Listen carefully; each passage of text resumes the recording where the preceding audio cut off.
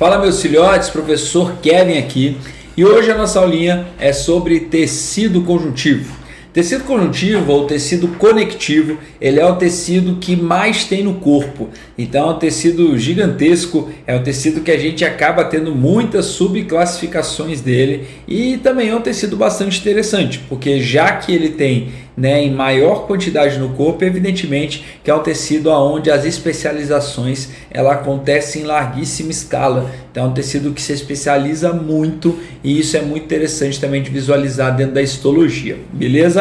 Então vamos lá. Quando a gente pensa em tecido conjuntivo, a primeira coisa que eu quero que vocês pensem é que esse tecido ele tem uma capacidade de conseguir juntar outros tecidos. Então ele é a base de outros tecidos, perfeito? Ele é caracterizado por ter uma grande matriz celular que é cheia de fibra, tá? Então essa matriz celular fibrosa, ela é a característica básica de um tecido conjuntivo. Alguns tecidos são muito vascularizados, a maioria deles inclusive, outros tecidos têm uma vascularização pequena ou até mesmo uma inexistência de vascularização, como acontece na cartilagem, que é uma exceção ali dentro do tecido conjuntivo. Mas a maioria deles são bastante vascularizados e tem bastante matriz celular, tá? A gente vai dividir esses tecidos de duas formas. Uma classe a gente vai chamar de propriamente dita e a outra classe a gente vai chamar de especializada, tá? O que é um tecido propriamente dito, o que é um tecido especializado e por que a gente chama dessa forma? O tecido conjuntivo ele tem uma base que ela é de praticamente todo o tecido, que é ter uma matriz cheia de colágeno, certo? E quando eu só tenho um tecido que tem essa matriz cheia de colágeno e tudo mais, a gente chama ele de tecido propriamente dito. Ele basicamente vai variar na quantidade de matriz e ele vai variar na quantidade de dureza dele. Agora, quando a gente chama de um tecido de especializado, significa que ele tem alguma coisa ali nele que é de muito diferente. Então, por exemplo, um tecido ósseo, ele tem colágeno no osso, né? Então, o osso é lotado de colágeno. Mas não só isso, o osso também tem matriz óssea em larguíssima escala. Então, você tem essa diferença, de você ter justamente um tecido conjuntivo, que tem algumas especializações e o tecido conjuntivo que acaba apresentando ali só aquela característica geral, perfeito? Então vamos lá.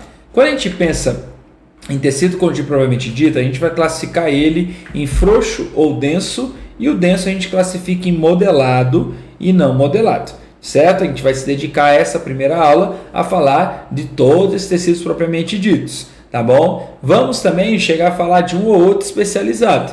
Então, especializado, ele vai ter alguma característica diferente. A gente chama ele de tecido adiposo, tecido cartilaginoso, tecido sanguíneo e tecido ósseo. Nós falaremos de todos esses tecidos na nossa aula de tecido conjuntivo. Beleza? Então, vamos embora. Quando a gente pensa em tecido propriamente dito, o propriamente dito, ele é aquele tecido que eu já falei. Ele é o padrãozão de tudo. Todo tecido tem uma composição celular e saber o nome das células e as funções dela acaba sendo de suma importância, beleza?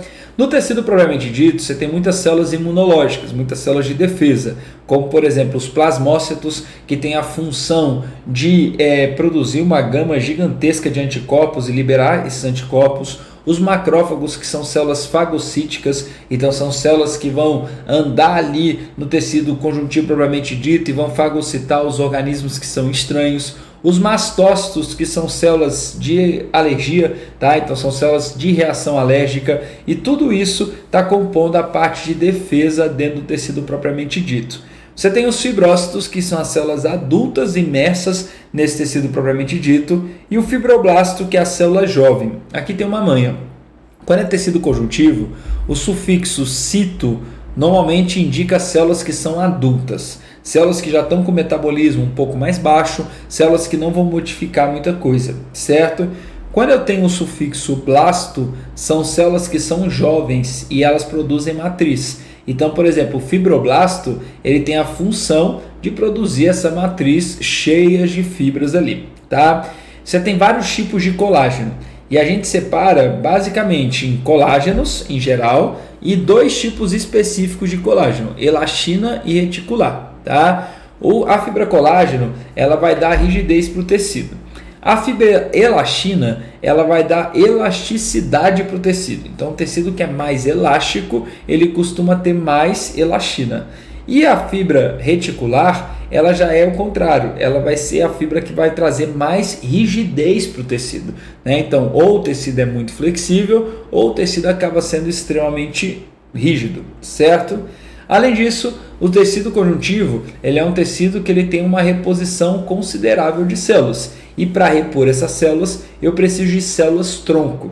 Essas células tronco são chamadas de células mesenquimais. Então, as células mesenquimais são aquelas células que são responsáveis justamente pela reposição do tecido conjuntivo propriamente dito, tá bom? Então, pode ser mesenquimal ou mesenquimatosas, tá? Esses dois nomes acabam aparecendo ali pra gente, perfeito? Quando a gente fala de tecido conjuntivo propriamente dito frouxo, então, ó, TCPD quer dizer o quê, ó? Tecido conjuntivo propriamente dito. Então, é isso aqui, ó, beleza? TCPD, tranquilo? Então, tecido conjuntivo propriamente dito, que é frouxo. Quando ele é frouxo, galera, significa que ele tem uma quantidade de fibras muito pequena. Então, ele tem baixa quantidade fibrosa. Quando eu falo que a fibra é como se fosse maisena, tá? Então, como assim, Kevin? Quando a gente pega um caldo e a gente coloca maisena, por exemplo, a gente vai colocando maisena é amido de milho, né? A mesma coisa. Você vai colocando ali o amido de milho, o que vai acontecendo? O caldo ele vai engrossando. Quanto mais amido de milho tu coloca, mais grosso ele fica, certo? Até chegar numa textura que fica parecendo um sólido mesmo de tanto amido de milho que tu colocou. As fibras colágenos é como se fosse isso, tá? Quanto mais fibra eu coloco no tecido, mais enrijecido aquele tecido vai ficar, mais duro aquele tecido vai ficar, certo? E aí, se ele está enrijecido, se ele está mais duro, significa também que ele é um tecido mais rígido, ele é um tecido menos elástico, tá? Então, isso é importante da gente saber. Toda vez que você pensar no tecido provavelmente dito, no tecido conjuntivo provavelmente dito, você vai pensar que quanto mais fibra eu tenho, mais duro, mais rígido é você, certo? O frouxo é o que tem menos fibra, então logo ele é o tecido mais o que? Mais maleável que eu tenho dentro do tecido conjuntivo, certo? Ele tem então uma pouca quantidade de fibras, ele tem uma elasticidade bastante grande e é ele que vai compor essa estrutura aqui chamada de derme. Então a derme é justamente a estrutura, certo? Que vai ser que vai ser composta ali por tecido conjuntivo propriamente dito frouxo, beleza? O tecido conjuntivo propriamente dito denso, ele já é caracterizado por uma quantidade de fibra bastante grande. Então as fibras agora em larguíssima escala, perfeito? Você tem tecidos modelados e tecidos não modelados. O tecido que é não modelado, ele tem fibras, mas as fibras estão dispostas de uma maneira mais aleatória, certo? Isso vai fazer com que o tecido não modelado seja um tecido menos rígido. Então ele tem uma rigidez interessante, mas ele não é tão rígido quanto o modelado. Ele está muito presente na sustentação dos órgãos. Afinal, os órgãos eles precisam muitas vezes ter uma certa mobilidade, eles precisam aumentar e diminuir de volume, mas eles não podem aumentar e diminuir muito. Então, esse tecido conjuntivo ele está ali ao redor daquele órgão, compondo aquela estrutura e justamente ele vai trazer uma certa resistência. Eu falo que a diferença de rigidez de um tecido frouxo para um tecido denso não modelado é igual a de um balão de festa barato e caro. Tu já comprou aqueles balãozinhos de festa que é bem baratinho? Na hora que você sopra para encher ele, que você faz... Na hora que você faz isso, ele já enche um monte, concorda comigo? Faz grandão. E aí você enche ele rapidinho, mas ele também fica quase transparente, você acaba estourando ele também muito fácil. Agora, quando a gente pega aquele balão, que é aquele balão mais caro um pouquinho, que ele é até opaco, que ele tem uma coloração mais forte, na hora que você vai tentar encher ele, você vai lá e faz... E ele só faz isso aqui, ó, ele enche bem pouquinho, tá? E ele tem uma rigidez muito maior. Então esse balão mais rígido seria como se fosse um denso não modelado, tá? Ele tem uma capacidade de expansão, só que precisa de mais força para expandir ele. O frouxo não, o frouxo é o balão barato, qualquer coisinha expande ele, tá bom? Então isso também é legal de você lembrar. Aí, quando se fala de um tecido modelado, O tecido modelado já é um tecido bastante rígido, tá bom? Então é um tecido bastante rígido, e isso vai formar os tendões e ligamentos. Tanto que quando a gente torce tendão, quando a gente torce o ligamento, a tendência é que o ligamento rompa, né? Então as lesões de tendão, as lesões de ligamento são lesões de rompimento. Rompimento de tendão, rompimento de ligamento. E Kevin, por que rompe? Porque ele é um fio duro, certo? E aí, se ele é um fio duro, significa que ele não tem a capacidade de torcer, ele não tem a capacidade de esticar, ele tem a capacidade apenas de ficar rígido. Então, o máximo que ele vai fazer é ou segurar ou estourar. Não tem outra forma dele agir, tá bom? Então, ou ele segura ou ele estoura ali esses tendões e ligamentos, certo? Então, cuidado com isso aí, beleza? Quando a gente pensa em tecidos especializados, o primeiro tecido que a gente vai ver aqui é o tecido adiposo. A função de um tecido adiposo é justamente armazenar os lipídios. Aonde que ele fica? Ele fica presente abaixo da pele, então ele fica presente na hipoderme em grande quantidade, certo? Esse tecido, a gente acaba tendo a funcionalidade dele máxima, primeiro de segurar o calor, né, de regulação térmica corporal. Então o lipídio, ele é um isolante térmico, e isso acaba fazendo com que o tecido adiposo ele isole bastante a temperatura do teu corpo, como também ele é o meu tecido de reserva, né? Então a reserva energética ela é armazenada no tecido adiposo, né? Então a gordura ela está armazenada ali, perfeito? A gente vai dividir ele em dois tipos, tecido unilocular e tecido multilocular. O tecido unilocular ele tem função estritamente energética, tá? Então a gordura que mais tem no teu corpo, a gente chama ela de gordura branca ou gordura amarela, e ela tem a função de guardar ali energia. Então é essa gordura, por exemplo, que quando você emagrece você perde, e quando você engorda você ganha. Então a gordura unilocular é essa gordura ali. Por que a gente chama de unilocular, Kevin? Porque ela forma só um lóculo de gordura. Então isso aqui é uma célula de gordura vazia. Quando ela fica cheia, ela forma aqui, ó, só um lóculozinho, e esse lóculozinho vai ficar lotado de gordura, perfeito? Então, por isso o nome unilocular. O que é o efeito, por exemplo, sanfona? Quando você vai emagrecendo, o seu corpo, ao invés de destruir a célula de lipídio, ele não faz isso. O que ele faz? Ele vai jogando a gordura para fora. Quando ele joga a gordura para fora, a célula vai diminuindo, até ficar menorzinha, certo?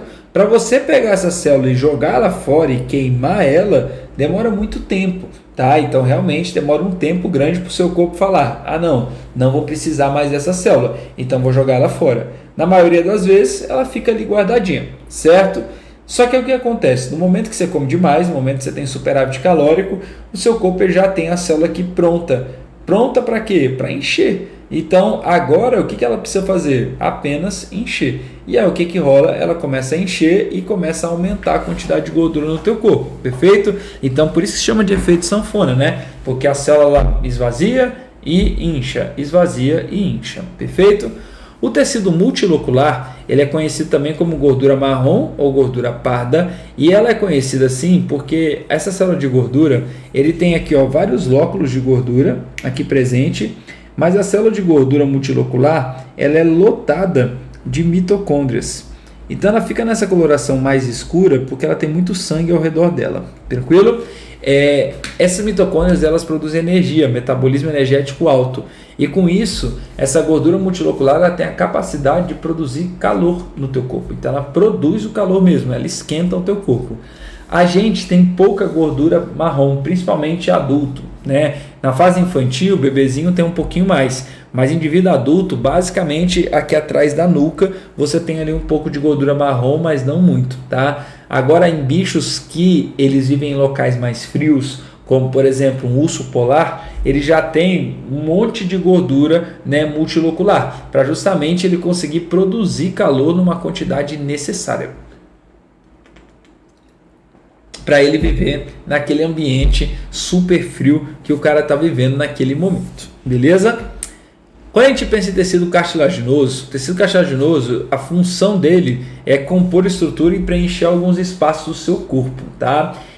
A cartilagem ela está presente em alguns cantos, como por exemplo a orelha nossa ela é toda feita de cartilagem, nariz, Discos intercalares, que são aqueles discos que ficam entre dois ossos. Então, por exemplo, disco intercalar da coluna, hérnia de disco na coluna, não sei se já ouviu falar disso aí, né? É quando os discos intercalares ficam degradados, aí um osso bate no outro, né? Condropatia no joelho, é quando você degrada a cartilagem do joelho, aí um osso bate no outro. Então a cartilagem ela serve para compor essas estruturas. Benefício da cartilagem, ela não deixa que as coisas se batam. Então isso é muito importante para reduzir a quantidade de dor ali do corpo. Essa matriz cartilaginosa ela é muito densa, então a gente tem uma cartilagem ali que a gente chama de hialina, que é uma cartilagem específica, e ela é extremamente densa. Se ela é extremamente densa, evidentemente que eu não tenho uma grande quantidade de vasos sanguíneos passando por dentro dela. Então ela acaba sendo uma estrutura que é avascular, ou seja, uma estrutura que não tem vasos sanguíneos ali percorrendo no interior dela, certo? O nome da célula adulta de um tecido cartilaginoso é condrócito. A célula que produz matriz cartilaginosa a gente chama de condroblasto. Lembra daquela manha que eu falei para vocês? Condrócito e clondroblasto. E algumas cartilagens do seu corpo, elas mantêm o crescimento e a reposição celular constante. Isso acontece porque ela tem uma estrutura chamada de pericôndrio. Então o pericôndrio, ele é o cara que vai ser responsável pela produção de novos condroblastos, de novas células jovens, tá? Não é tudo que tem pericôndrio, certo? Então não é toda a cartilagem que tem pericôndrio, mas algumas tem. Por exemplo, a orelha nunca para de crescer. Já viu que a orelha de pessoas idosas é bastante grande? Então ela nunca para de crescer ali justamente porque, né, os condroblastos eles ficam sendo produzidos a todo momento, tá? O pericôndrio, é legal que você saiba que ele não é um tecido cartilaginoso, ele é um tecido conjuntivo propriamente dito, composto por células mesenquimais, perfeito? Que são aquelas células de reposição tecidual, tá? Então isso acontece muito no tecido especializado. A reposição dele não é de tecido especializado, ele é de célula mesenquimal, tá bom? Então isso acontece na maioria dos tecidos especializados aí. Quando a gente olha uma característica aqui de tecido cartilaginoso, essa aqui aparece, é legal de você ver a diferença de morfologia, né? Aonde tem esse P aqui, ó, é o pericôndrio, tá bom? Que é esse tecido que está bem aqui. Aqui você tem o condroblasto, e aí tu percebe que é uma célula menor, mais achatada, e ela produz muita matriz ao redor dela. E aqui você tem o condrócito, já é uma célula maior, é uma célula que não tem uma atividade metabólica muito grande, é uma célula que não é capaz de produzir grande quantidade ali de matriz cartilaginosa, perfeito? Quando se fala de tecido ósseo ele é bem interessante porque ele tem uma matriz chamada de matriz óssea. Essa matriz óssea ela é feita de fosfato de cálcio, tá? Então ela é feita aqui de Ca3PO4,2, tá? Então fosfato de cálcio, e além disso ela é feita de bastante colágeno, beleza? A matriz óssea, galera, ela é uma matriz que ela é extremamente rígida, ela é extremamente dura, tá bom? Então é uma matriz mineral, e por ser uma matriz mineral, ela acaba tendo essa rigidez em larguíssima escala, tá? O osso ele pode ser separado em epífise e diáfise. Epífise é justamente as regiões das pontas do osso, diáfise é a região do meio do osso, certo? Essa matriz óssea, como ela é inorgânica, né? Ela acaba não permitindo muito que eu tenha passagem de vasos sanguíneos. Então, para os vasos sanguíneos passarem, eu preciso de canais chamados de canais de Havers, que são esses canais que você está vendo aqui.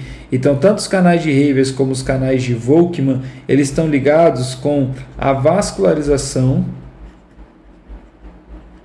e a comunicação de células do tecido ósseo, tá bom? Então o tecido ósseo ele acaba tendo essa comunicação ali através dela, certo? No tecido ósseo você vai ter também o periósteo. O periósteo ele é um tecido conjuntivo propriamente dito, e a função dele é produz osteoblastos. Kevin, qual que é a função do osteoblasto? Vamos lembrar? Se é blasto, ele vai fazer o quê? Ele vai produzir matriz óssea.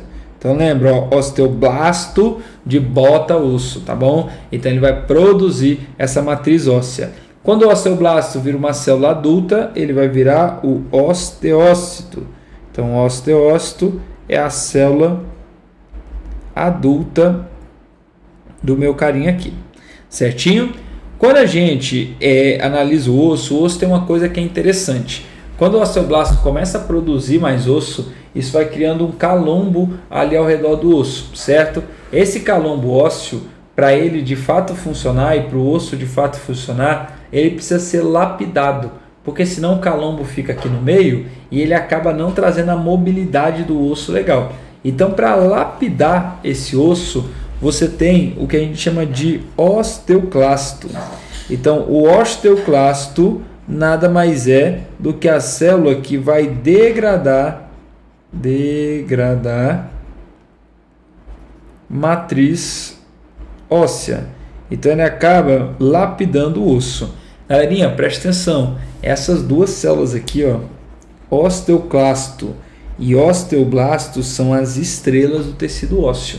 Então, preciso saber muito bem a função dessas duas células, porque normalmente o que cai é ela, tá? O osso pode ter um tecido esponjoso, que é um tecido com mais espaços internos, pode ter um tecido mais compacto, então tecido esponjoso, tecido compacto, tudo está relacionado à quantidade de canais que eu tenho dentro dele, ou seja, a quantidade de distância que eu vou ter ali entre as estruturas, tá bom? Ele tem uma medula óssea, a medula óssea é o meio do osso, certo? A medula óssea pode ser amarela ou pode ser vermelha. Medula óssea amarela, ela nada mais é do que gordura, beleza? Então, gordura ali no interno do osso. Então, a gente tem ali tutano, né? Então, o tutano que os cachorros tanto gostam do meio do osso, que a gente também come, ele acaba sendo justamente essa estruturinha aí bonitinha, perfeito? Agora, quando a gente fala de medula óssea vermelha, a medula óssea vermelha, ela está relacionada com a produção de um outro tecido, né, dentro ali do tecido conjuntivo, chamado de tecido sanguíneo ou tecido hematopoético, certo? Então, tecido sanguíneo ou tecido hematopoético, ele é um tecido que ele vai produzir todas as células do sangue, certo? As células do sangue, elas podem ter origem linfóide ou origem mieloide. As de origem linfóide são os nossos linfócitos B e os linfócitos T, que podem ser chamados também de TCD4 ou TCD8. Lá no sistema imunológico, vocês acabam estudando esses linfócitos, são células de defesa, certo? A parte mieloide, ela produz coisas diversas. Então, por exemplo, ela produz as hemácias, que a gente estuda lá no sistema respiratório, porque ela está relacionada com a condução de gases respiratórios. O outro nome da hemácia é eritrócito. Esse é o outro nome da hemácia, perfeito? Você vai ter plaquetas. As plaquetas, elas estão relacionadas com a coagulação do sangue, tá? Também pode ser chamado de trombócitos, tá bom? Plaqueta, na verdade, são os fragmentos dos trombócitos, tá bom? Esses fragmentos de célula, eles servem justamente para coagular, né? Então, quando você está sangrando ali no teu corpo, aquela casquinha que forma é um coágulo, né? E esse coágulo, ele é ativado justamente por essas plaquetas, perfeito? E você tem eosinófilo ou acidófilo, que é uma célula que ela está relacionada bastante com infecção, né, através de vermes, então essa célula que mata os vermes. Basófilos está relacionado bastante com alergia. O eosinófilo também pode estar relacionado com alergia, tá, galera? Então, alergias respiratórias, o eosinófilo ele pode estar relacionado. Neutrófilo está relacionado bastante com a degradação de bactérias. E monócito, ele produz células fagocíticas. O interessante é que o monócito, quando ele vai para o tecido conjuntivo, fagocíticas, quando ele vai para o tecido conjuntivo, propriamente dito, ele vira macrófago, né? Que é aquela célula, ó, lá no início da aula a gente falou. Então, macrófago é uma célula de defesa. A origem dele é o monócito, certo? O monócito, quando ele vai para o tecido ósseo, ele vira osteoclasto. Então, o osteoclasto que a gente falou também tem a origem no monócito. Então, os dois são células fagocíticas para coisas diferentes, tá bom? Tanto o linfócito B, como o linfócito T, como o monócito, o neutrófilo, o basófilo e o eosinófilo, tudo isso junto pode ser chamado de glóbulos brancos ou leucócitos, beleza? Que são justamente as células de defesa do teu corpo. Tranquilo? Relaxa. Aqui agora tu só conheceu o nome de todas elas. Em breve, tu vai estudar a função de cada uma delas. Então, os glóbulos brancos, sistema imunológico, as hemácias, a gente acaba estudando bastante lá no sistema respiratório. E as plaquetas, é só você saber que ela serve para coagulação sanguínea, não precisa saber de nada muito mais do que isso. Mas a gente chega a comentar em sistema circulatório ali para entender quais são as estruturas do sangue. Beleza? Queridões, por hoje é só. Um beijo, um queijo para você e até a nossa próxima aula. Tchau, tchau!